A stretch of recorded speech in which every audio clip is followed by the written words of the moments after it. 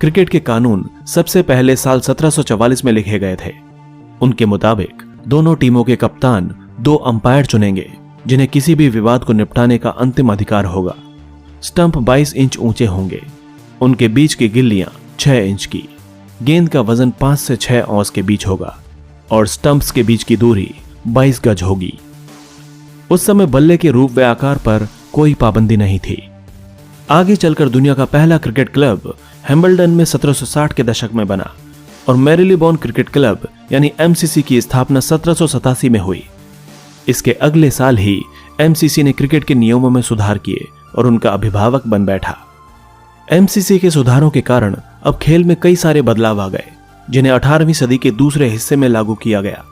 1760 और 70 के दशक में जमीन पर लुढ़काने की जगह गेंद को हवा में लहराकर आगे पटकने का चलन हो गया था।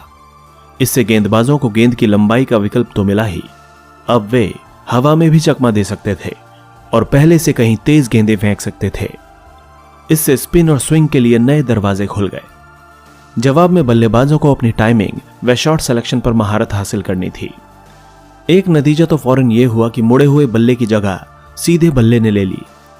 इन सब बदलावों की वजह से हुनर व तकनीक महत्वपूर्ण हो गए, जबकि ऊबड़ खाबड़ मैदान या शुद्ध ताकत की भूमिका कम हो गई।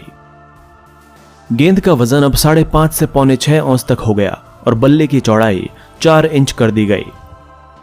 यह तब हुआ जब एक बल्लेबाज ने अपनी पूरी पारी विकेट जितने चौड़े बल्ले से खेल डाली थी।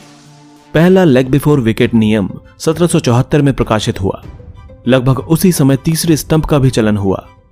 1780 तक बड़े मैचों की अवधि 3 दिन तक हो गई थी और इसी साल 6 सीम वाली क्रिकेट बॉल भी सामने आई। 19वीं सदी में ढेर सारे बदलाव हुए। वाइड बॉल का नियम लागू हुआ